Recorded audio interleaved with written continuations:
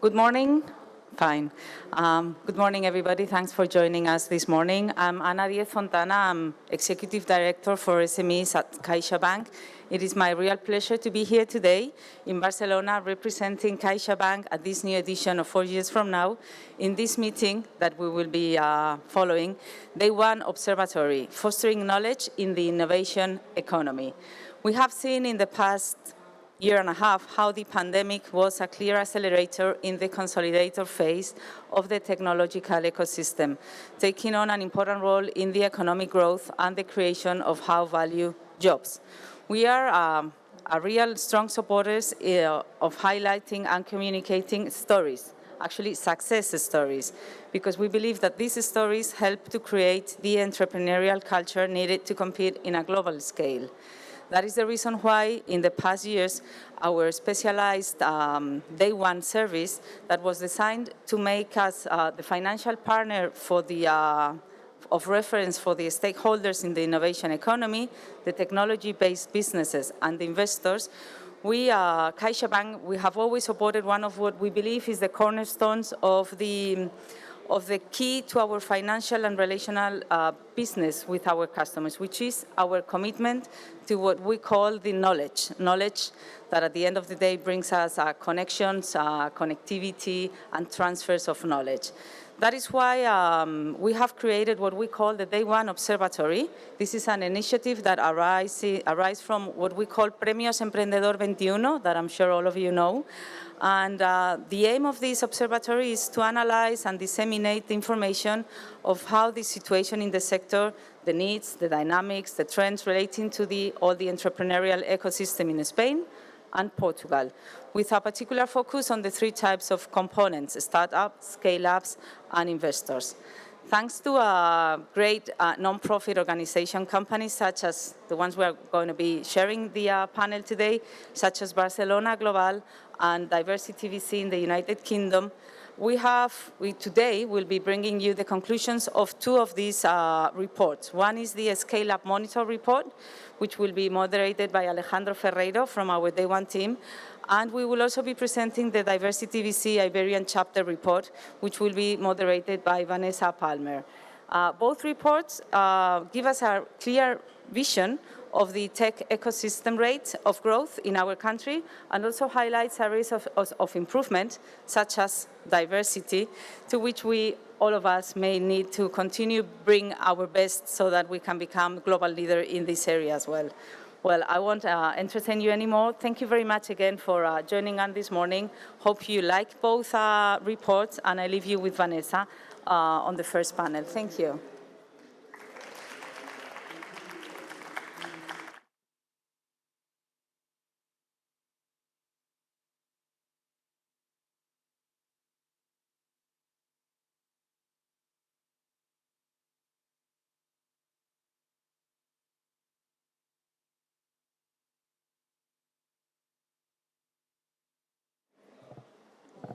Thank you, Anna, for the introduction of the panel today, and good morning, everyone. Well, as Anna was saying, the objective of this project, the DayOne Observatory, is to analyze and disseminate information on the situation in the sector and needs and trends in the Spanish and Portuguese entrepreneurial ecosystem. In addition, at CaixaBank, we value a lot diversity and equality as a fundamental qualities in our culture, and contribute actively to developing everybody's talent.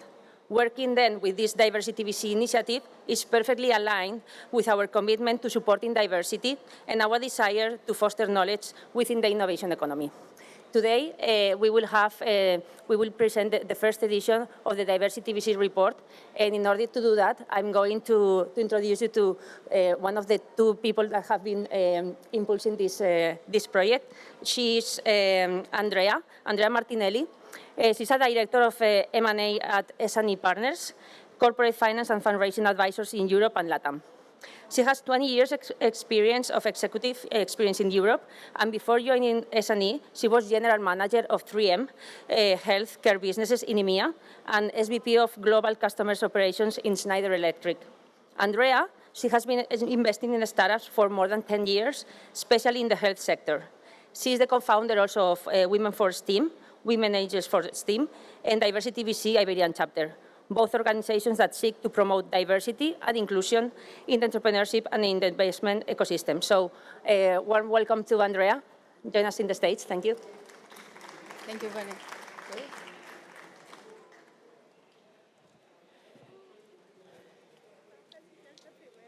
Perdón. Vale.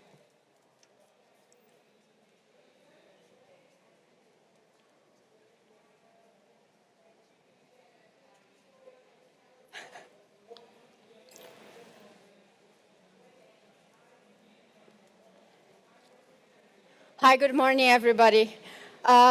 We are going to present to you the findings of the study, which aimed to look and give some more transparency about the ecosystem in the investing firms in Spain and Portugal. This first study is really aimed at Spain, and it gives you an overview of the investment industry in gender, education, and ethnicity. I'll just go through very, very quickly on the main findings of the study. I hope you enjoy it.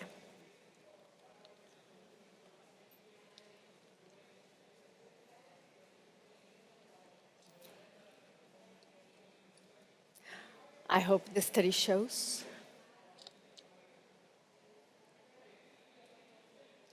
Okay. Anyway, I'll start and then I'll show you the numbers in a minute. So Diversity VC exists to bring transparency to government and capital allocation organizations through data and thought leadership. On diversity and inclusion, okay, so we can better allocate money in the venture ecosystem.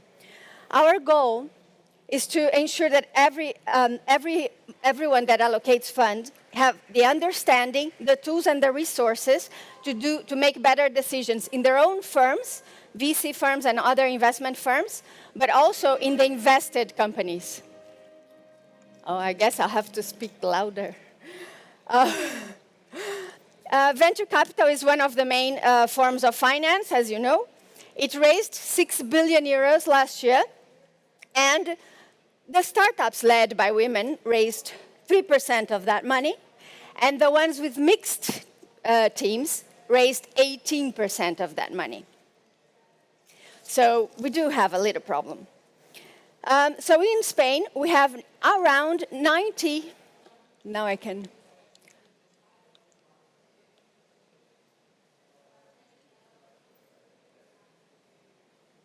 yes, we have, in Spain, we have around 90 firms that actually invest money, and 90% of those have less than 20 employees. The partners are around 1/3 of that population. Partners, we understand, as are the people that are actually making the latest and the ultimate decision in which companies they are going to invest their money in. So this is more or less how you can see the Spanish ecosystem, 86 investment firms, and like most of them are venture capital, and these on the left side you can see which sectors do they present. So in gender, we have 12% of the company of the people that are female are partners. Okay, only 12%. First data. If you look at the overall team, it's only 27% that are women. So remember, we said that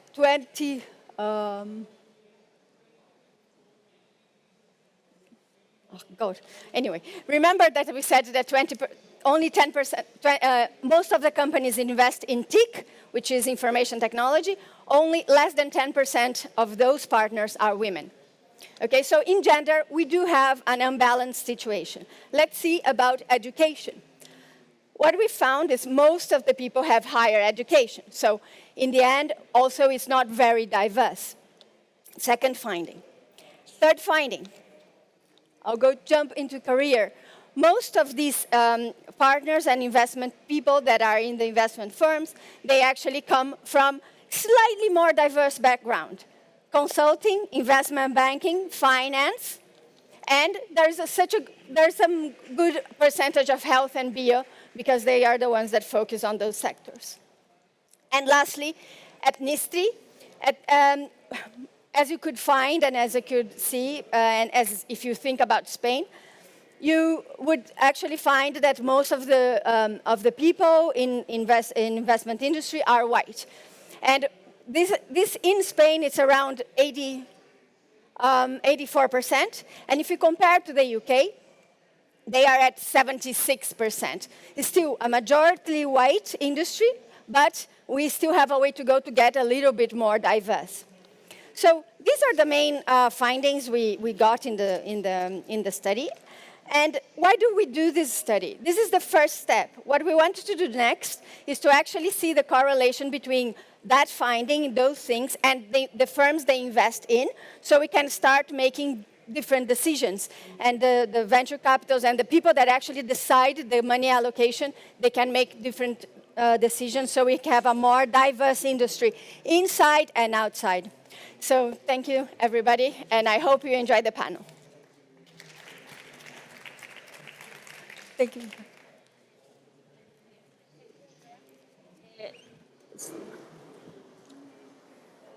Yeah? No. Thank you, Andrea, and well, no. Perdona.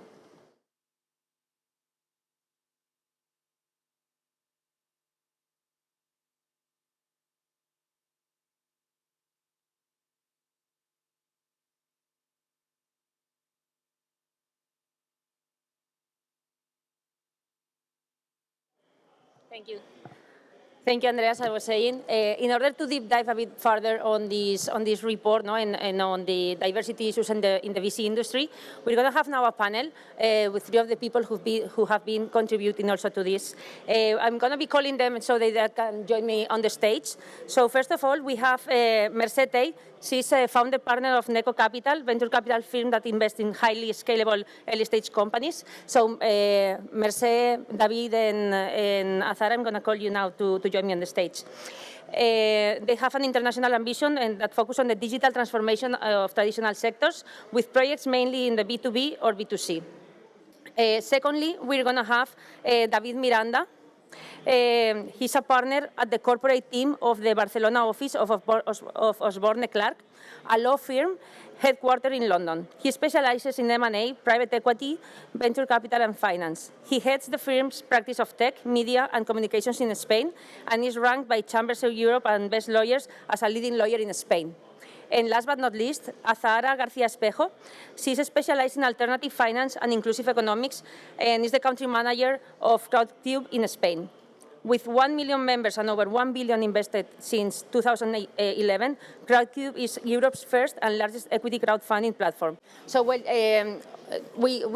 saw with Andrea the main findings of the report.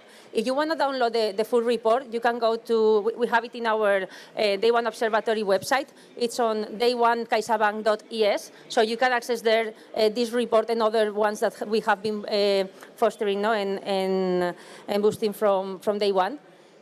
So, well, now that we have all three panelists with us, thanks to all of you for joining us. I'm going to start with Merce because we were seeing briefly the findings, but what are the motivations, no, that for you, Andrea, and the rest of the team to lead this Diversity VC Iberian chapter?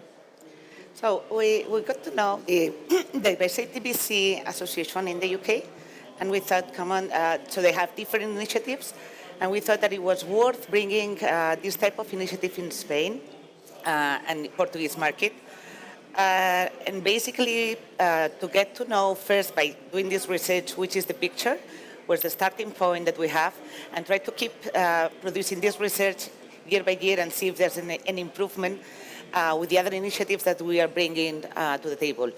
One of them, and that we have already started, it's implying some VCs in a future VC program. So that program, what brings is that makes a selection of candidates all over Europe, get them training, to start in a VC firm, and those profiles of those candidates are really diverse. So that's a way to have in the firms integrating employees that probably would never be inside the venture capital firms. So that's the first step. Then what they do also all over Europe is to they create these diversity standards. So they give a stamp to those companies that have diverse profiles because there's studies on the correlation between having diverse teams and having a specific portfolio of companies where you invest. We've seen in the report that there's like boys clubs, so companies where there's still only male, only white male leading the companies. And then on the portfolios, you are more biased to invest in your peers, so companies with similar profile to those ones on the venture capital firm. So that's what we want to break. So try to having and demonstrate next year with the next report if there's any correlation on the type of investments that we get in the company. So as Andrea was saying, there's women-led projects that get no financing or that get less financing than other firms. And we want to see if there's any correlation and try to impact and improve our industry. Yeah, I think that it's really important that more and more, like from the VC side, more women are being more involved, so that also helps, that women entrepreneurs get more funding, and that's like a correlation. It's a virtuous circle, exactly. Yeah. So you'll have less decision makers in the venture capital firms because you have less successful entrepreneurs who are women to get into the VC firms as well. Yeah. Definitely. Azara, in Crowdcube, because you are present in the UK, which is a bit more advanced on the diversity initiatives. Actually, the diversity VC initiative started in UK in 2017. What are the different initiatives that you are fostering in UK that are also different from Spain? Which kind of initiatives are you fostering? Can you hear me? Yes? Okay.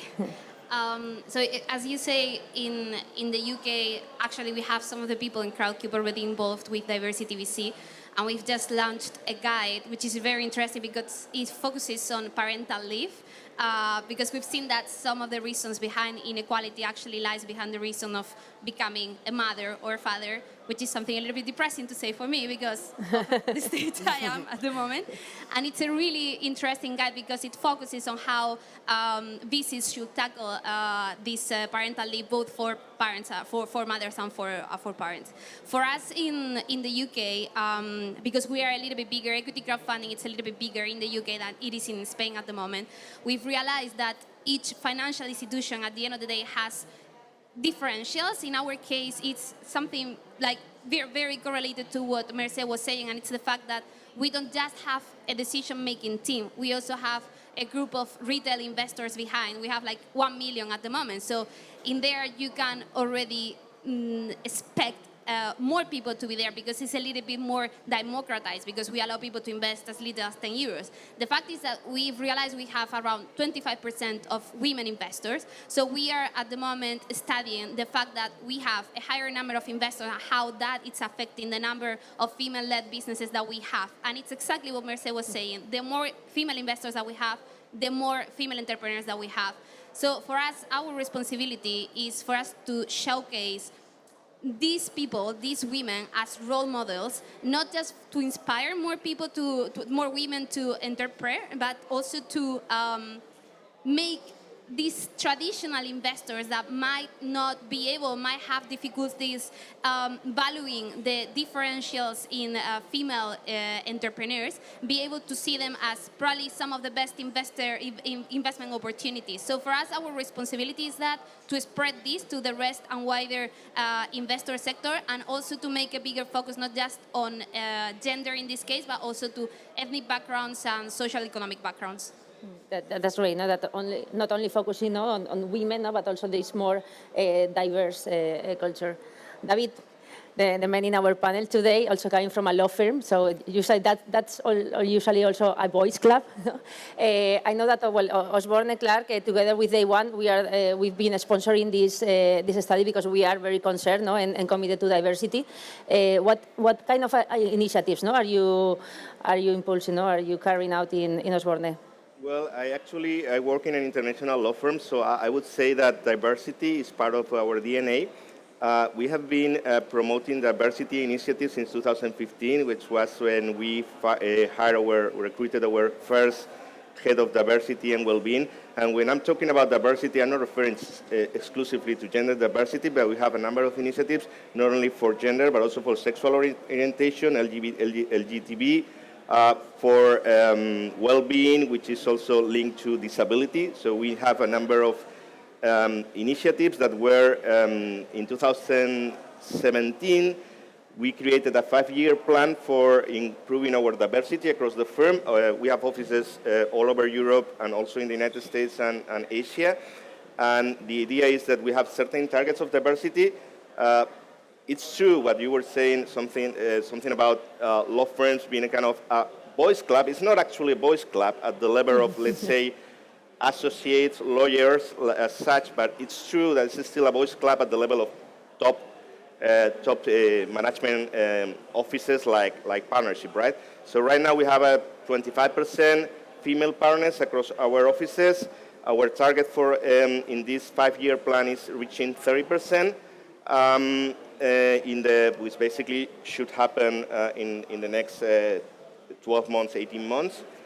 We have a senior associate development program for women, so that in order to promote women's access to senior roles, even including partnership. We have a number of initiatives. On an annual basis, we hold a diversity week, so that people that belong to the LGBT clubs, gender clubs, several committees that we have across the firm, that they show everybody a little bit what they are doing to improve diversity in our firm, right? So, and I don't want to forget one of the important things about Osborne Clarke, which is a big law firm, is that here in Spain we are one of the few law firms that is headed by the managing partner is a woman, Nuria Martin, and she's also actually the chairwoman of the International Board of Directors in Osborne Clarke International. So we are really, I think, we have a real pledge to diversity in our firm. Good, thank you. Well, we were seeing the report, that we were mentioning that Diversity VC started in the UK in 2017. They've been carrying out different kind of studies, as also like the terms also on parental leave, but also on diversity. This is the first report here in Spain. Merce, have you seen differences or not? Not so much. So we have to think that Spain is not UK. So in terms of demographics and basically on ethnicity, that's clear that there's a lot of difference with the UK, but our population is also different. But in terms of gender, it's nearly the same, so it's like some point of difference on the percentage we get, but they have been improving in the last years, so that's the starting point that we have right now. Let's see if we are, from year to year, we're able to reach not their level, but also even better quotes on diversity. So that's the starting point. They've launched this year for Spain, US, and also in Germany. So we are now waiting for LATAM. So we're waiting for their reports to see how we position ourselves, but it's not a bad starting point. So yeah, because also there are some initiatives, not like the diversity standard that you were mentioning, that is also not try to have this. So what we've seen, we came across doing the study. So we want to thank really all entities that answered our questionnaire, because we got some data from regulated companies, but then we had a specific questionnaire to all the VC firms, and thanks everyone for answering that. And we came across great entities that are really examples and that could get this diversity standard. So Isios, Cardumen, there's a lot of companies out there that have specific policies inside their companies to improve diversity, like Osborne Clarke, for instance, on low side. So it happens the same thing on venture, because I think our LPs, so the investors in our funds, they are also asking for some improvement on terms of diversity. Okay, I just want to close with one question for all of three of them. We were saying that the name of this report is like a bit inspirational, like a more diverse and fairer VC industry. But what can institutions, government, ourselves, do to foster this more diverse VC industry, so that more women-led companies are also highlighting? So, Azara. That's the golden question here. I think it's a component of different things. I think not only public institutions, but I think also private institutions can do a lot. At the end of the day, all the companies that have been involved in this report are doing it because they want to do it, because they want to help to have a fairer ecosystems. They are not doing for anything in return, if you think about it in the first place. But if you think about it a little bit wider, you're going to realize that at the moment we are missing out on great investment opportunities and great businesses that are not being created because we are not fostering women enough. So at the end of the day, it's a loss for the economy as a whole. So I think if we kind of spread this idea a little bit more public and private institutions will realize of that and will put efforts and investment on it, both in different kinds of areas, such as promoting more female entrepreneurs or more diverse entrepreneurs in general, but also on the investment side. I think there is a lot that has to do with education, even from younger ages. I think biases are created from younger ages, and at the moment, when a woman goes to ask for funding, they are not just acting different to what a male entrepreneur would do. Also, the person in front of them has a 90% chance of being a male that is not completely connected, that cannot value enough the way she's selling her business. So I think a lot has to do with education from very young ages, teenage ages, a lot of it, because it has a lot of impact as well. But I think it's something that has to do with like a lot of different components that should get together in order to make a difference. Thank you.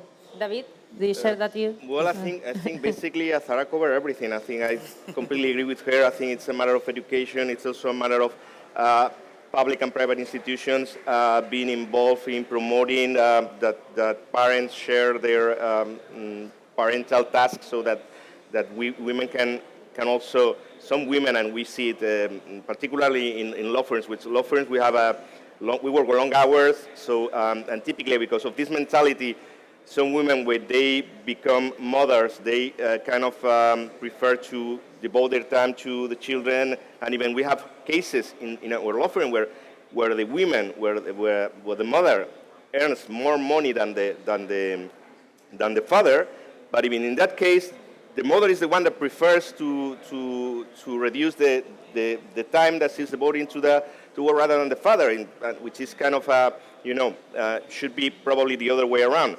But it's still a change of mentality. It's very important from the very beginning, from young ages, that at schools we make people understand that the taking care of the children is not mother's job.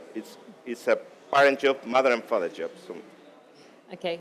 And Merce, to close that, if anything else needs to be said. But regarding institutions, as you were saying, institutions, I would suggest that all investors, we are now fulfilling the ESG and the responsible investment principles of United Nations. So that's a point. I think the investors in funds, those allocating big endowments, should have these criteria while deciding which teams. And I don't say that we don't have to have teams with exclusively white male. That has to be there. But let other companies appear with a different profile and make sure that they get allocation of funding so that they can end up on the women entrepreneur. Okay.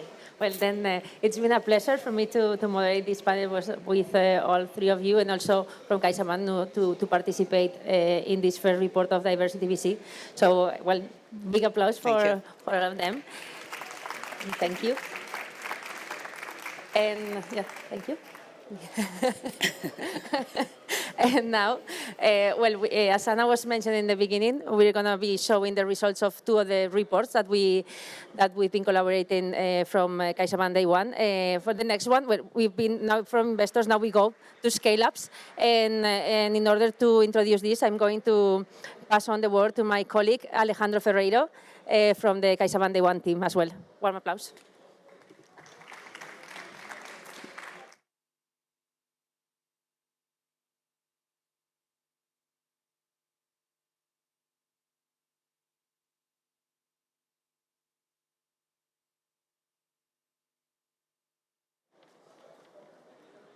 So, hello everybody. Thank you, Vanessa. I'm Alex Ferreiro from DayOne. My role today is a moderator of this panel, Barcelona Scale-up Monitor. First of all, I want to thank Barcelona Global.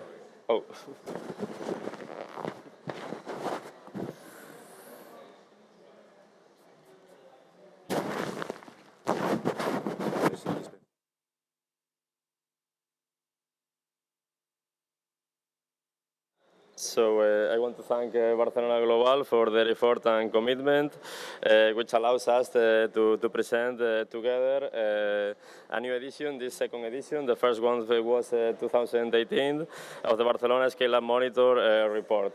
Today, stay with us on behalf of the institution Barcelona Global. Cristina Balignani is a project director who will present the conclusions of the study. So, Cristina, when you want, welcome to the stage.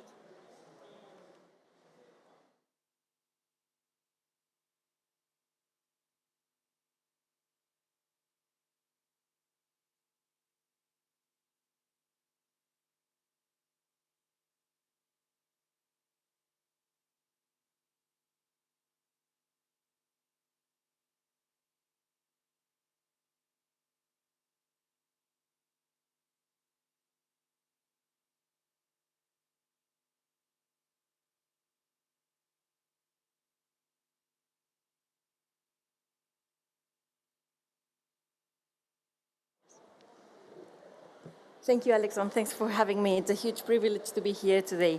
So what's Barcelona Global? We are a non-profit association with over 1,000 members, and our goal is to make Barcelona an even greater place for talent and economic activity. And what's our goal with the Scale-up Monitor specifically? It's to identify what actions need to be taken to be a true nurturing environment for scale-up, so to become a real scale-up hub. You know that scale-ups are those startups that have grown significantly and that have been growing for the last 3 years. And they are those companies that are able to create a good number of jobs and contribute positively to the economy. That's why we wanted to focus on them. The research that we did was divided into 2 sections. We ran a questionnaire that gave us quantitative information and a set of 3 focus groups with 15 founders of well-known scale-ups that gave us qualitative information. What we learned is that we are at a tipping point, and depending on what we do now and in the next 2 years, Barcelona can either consolidate its position as an entrepreneurial hub, or we can miss the boat to the future economy. The tax system and the regulation came up already in the first edition in 2018 as issues for the ecosystem to grow, and they come up again as issues. The founders tell us that the administration is not business friendly enough and that we need to have a better regulation that is more open to innovation in products, services and business models, as well as having administrative procedures that are easier and faster. Some of the findings of the outcomes of the research is that there is a widespread opinion amongst founders that one of the stoppers for the ecosystem not to grow massively is our own culture. We have a culture of not thinking big enough, as opposed to other cultures that promote this message of think big. It showed that the scale-up ecosystem in Barcelona is mainly technological, is mainly of a technological base, no matter what sectors they work on. And actually, when we asked specifically the companies that identified themselves as life sciences sectors, the majority of them were doing machine learning or big data or software development. Albeit, obviously, there is a percentage of them that are doing drug development, but it's less than 50% of them. We've just spoken about diversity. What we found out is that a big majority of the founders of scale-ups are male, 95% in the case of our report. And when we look into the employees, there is a much bigger diversity.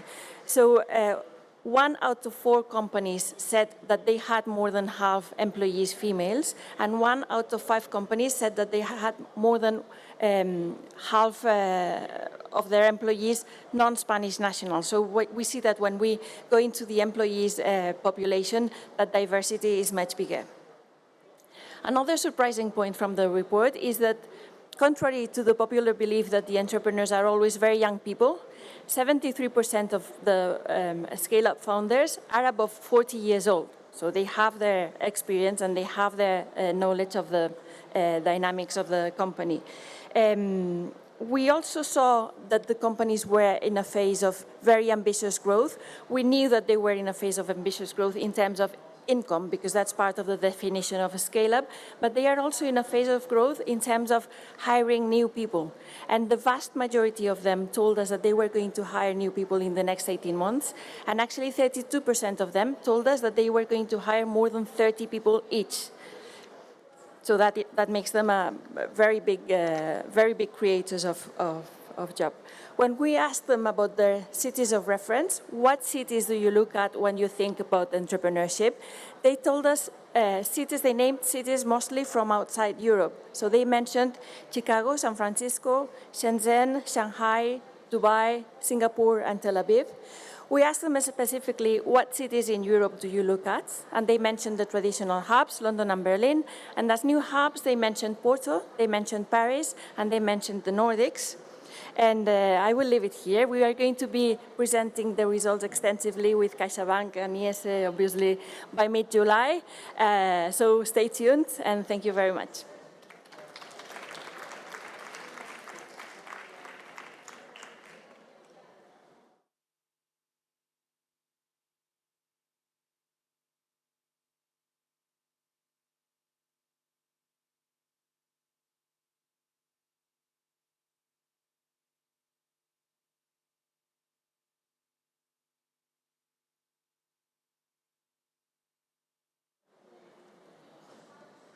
So to start the panel, we have the pleasure to stay with us Oriol Vila, CEO of Holaluz, a success story here in Barcelona that everybody knows. Welcome, Oriol, and also Júlia Prats, entrepreneurship professor at IES that collaborate as active role in that study.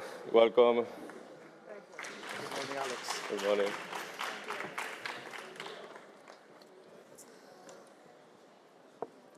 So we find ourselves at a crossroad. Decisions made today will affect whether Barcelona consolidates its leadership position, entrepreneurial, or leads position in the ranking. So the first question to both is, what are the top tech hub cities in Europe, and how do they compare to Barcelona? Okay. Start, Júlia. I guess that, can you hear me? Yes. Yeah? Okay. No? Oh. No? Mine is working? Is it working?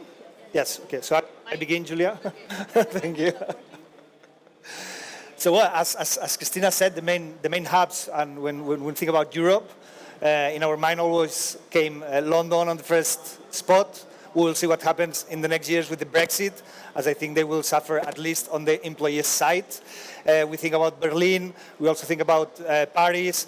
And I would say that we began Holaluz like 10 years ago. And really, for us, it's amazing how it has evolved during these 10 years. I would say my main concern or main difference between these hubs, I would say it's time. They began earlier than us, and it takes time to build the ecosystem. So I really think we are performing really good. Barcelona is a really attractive city for talent, for investors, and so on, but the ecosystem is still more immature than in these other cities. So it's a bit of mixing between matter of time and, as you said, how we perform in the coming years. But I'm very optimistic about it, Alex. Thank you, Oriol. Thank you, Oriol. Well, they say that it was working. Yes? No? Yeah, okay. Perfect. So thank you very much for taking over. And I think that's right. So these are cities that have started earlier than us, but I think that we have an opportunity now because everything becoming more digital, it turns out that we are more mobile, quote unquote. So I think we have an opportunity to capture more elements of the ecosystem here. And I would mention several things for the cities that have made it. There is always the same components. It's like, first of all, knowledge, and you need universities that are at the level for developing new, I would say, inventions, technologies, things that are worth to then commercialize. And I think that Barcelona has been doing a good job in trying to, I would say, to put the universities at the level, but still we have a long way to go. And I think that's one concern that we have, is to really get better, I would say, better outcomes in the universities and the technology centers. As you know, at the level of science, we are ranked very highly. So I would say our centers, technology centers, are very well regarded around the world, and we have the ability to attract fantastic scientists and technologists to come here and work here. I think that what we are still working on is in this transfer. So being able to take this good knowledge, this good science, this good technology, and then make it good corporations, good companies that then can scale up. And now for scaling, we need the money, and that's one thing that is important. So building a better ecosystem to attract the right money is also something important. And then, as we will mention later, we'll talk about talent. But basically, I would say Barcelona has the elements. We need to understand how to accelerate that, because as you were saying, time is what's important now. Thank you, Júlia. So, Oriol, for you, which are the major issues that Barcelona needs to solve to reach the levels of the top hub cities? I would answer on the entrepreneur side and on the investor side. Perfect. On the entrepreneur side, I would say that the main one is the think big. When we talk about think big, you might think you understand it. Tell me that I doubt. Because we have been, during these 10 years, evolving a lot. When we started, for example, we wanted to reach kind of 1 million customers, which we really thought it was thinking big, and that's not thinking big. Thinking big, it's leading in your industry. Thinking big, it's, for example, what Globo is doing, what Cabify is doing, what Wallbox is doing. That's the think big we need in Barcelona, probably in Europe as well, that we don't have much more references like in the States or like in China and so on. And this think big, it requires a lot from us. It requires a lot because, I mean, it might sound kind of easy spending 500,000 euros. When you have 500 millions and you have to invest them on the smart way, it's not that easy. It's not that easy where to get the money. It's not that easy what to do with this money.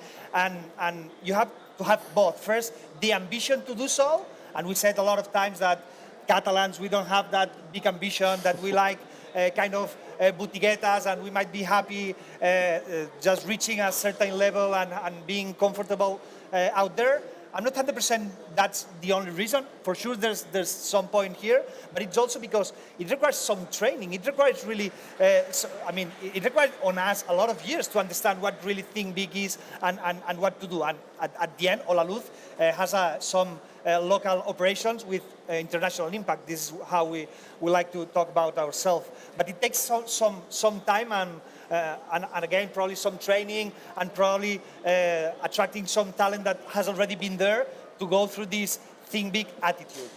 And in the other side, I would say that also in this ecosystem that it's getting mature, it's the investing side. Of course, when you need 500,000 millions to growth, you need investing firms to be as close as possible. Right now, of course, it's growing. We have a lot of initiative. We have this the Seed Rocket for Founders. We have Lanai, ITNIC, a lot of them which are reaching 40, 50 millions, a lot of VCs, but still far from what we need for this think big. Again, it's getting there, but we are still far. So these both things, more maturity on the investor side and a little more time on this think big attitude, I think that are two of the most important things we are lacking.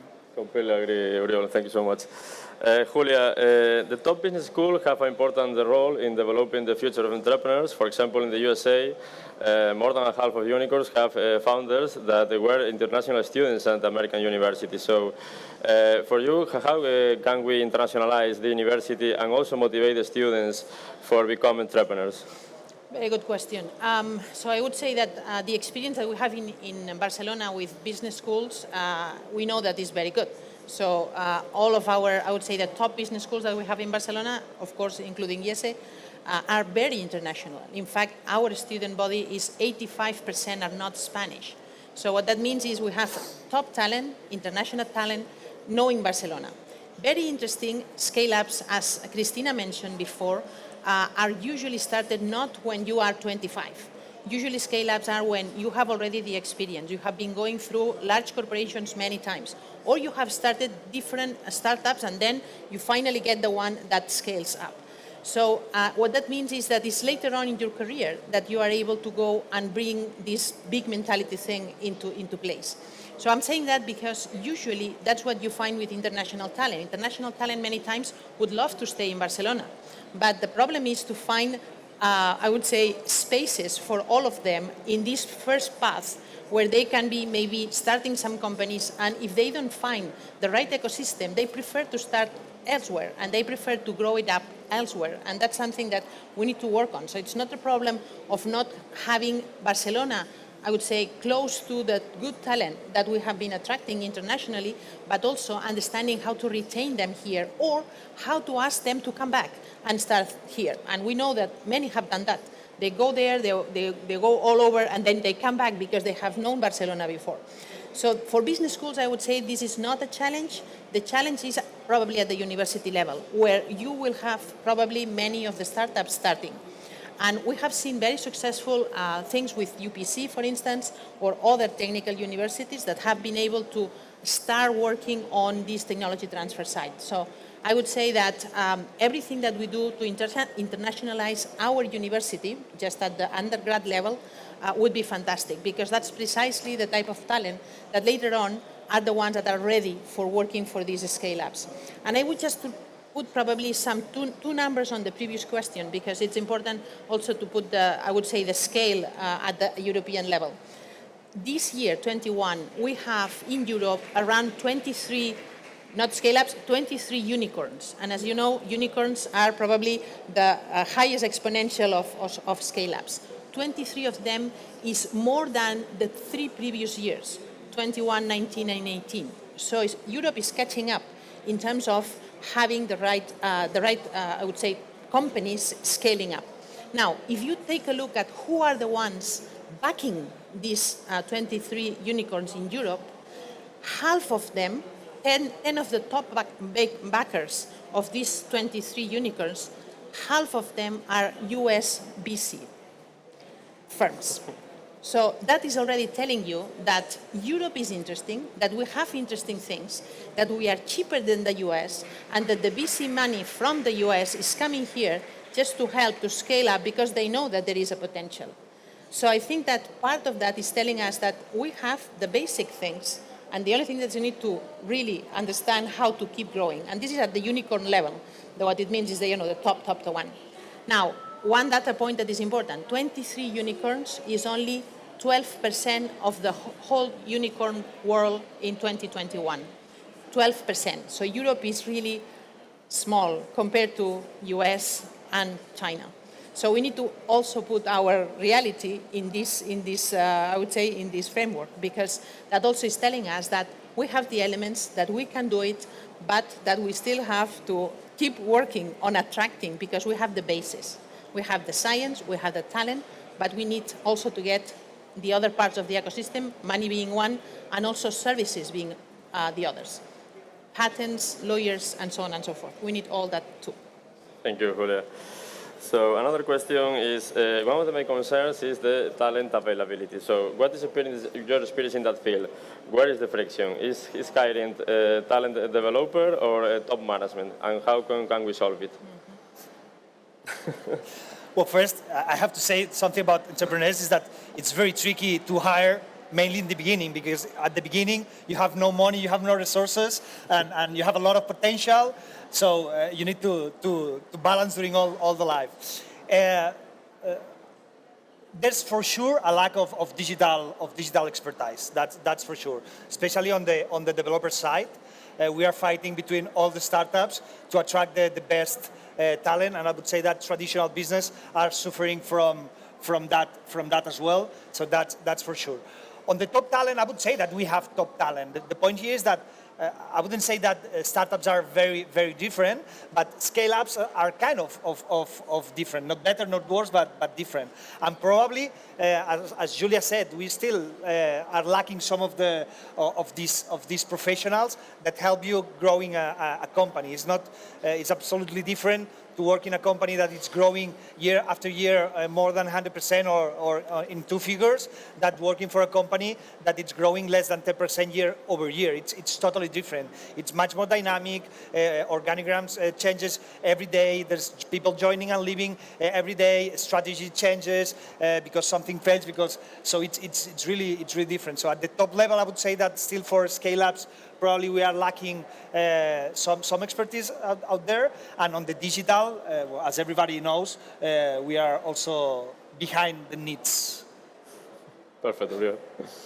So I agree with Oriol, and I did a check. So I went through the top 10 unicorns and scale-ups in Europe, trying to understand what's the type of talent that they are founding these companies and the first tier of, I would say, management.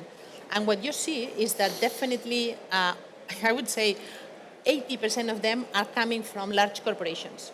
This is really interesting. We need a higher combination of people being in other companies, and when I'm saying large corporations, could be from big banks to Microsofts of the world, plus industrial companies. So they have been doing their careers, their first years of careers in these large corporations. And then they find an opportunity that is a clear opportunity to scale. And that's when they jump and they do it. They have done it before, probably at the corporate level, and they have the skills to grow up. So I think that it's important also to realize that if we don't have corporations that breathe that talent, that put this talent at work, and they allow them to grow inside, it's very difficult that then we will have also talent ready for scale-ups. Because scaling up is not only starting. Starting is something, and it's, as you were saying, is a talent. But then growing it up, you need business skills, clear business skills. And not only technical, you need interpersonal skills, and you need also a personal, I would say, a personal value set in order to do that. So having these rounded people is not something obvious. It's not the young tech guy, and it's not also, I would say, the typical one that is an administrative guy. You need really someone that is a promoter. And that's something that, again, we can continue growing, but we still need more of them. Okay. So as we come to the end of the round table, so I would like to ask your final opinions. What is the right role of the traditional economy, and how can it boost with the synergies with the digital ecosystem? The traditional economy. Yes. I like a sentence from Darwin that says that it's not the stronger the one who survives, it's the one who's got the capacity to adapt. So the traditional businesses will suffer a lot if they do not begin to adapt to the situation. I would say that things have accelerated a lot in the last years for everyone. So we are seeing a lot of examples in banking. We are seeing a lot of examples in car dealers, insurance, travel. So there's a lot of coming out there, and being in your comfort zone, it's not an option anymore, Alex. So about traditional businesses, I mean, there's a lot of traditional businesses really in the digital area, really being on the transformation as well. I mean, it's not something exclusively for startups at all. But we know that, for example, Olaluz, we are right now 260 people, which it might not be a really huge company at all. But we can see that if you don't put a lot of efforts on being out of your comfort zone, things begin to bureaucratize, things begin to slow down, there's a lot of hierarchy, there's a lot, so big companies, it's a big thing to transform big companies and the traditional economy. So I would encourage everyone to get out of the comfort zone, otherwise they'll be on risk of disappearing in the coming years. Of course, the bigger you are, the maybe more time you have for the transformation. But we are not talking about probably decades. We are talking about years. Okay, thank you so much, Oriol. So we finished the meeting DayOne Observatory. Thank you too much to all the partners, Barcelona Global, the Diversity VC, for making it happen. And thank you so much for all the audience to share the time with us. And see you next time. A big applause.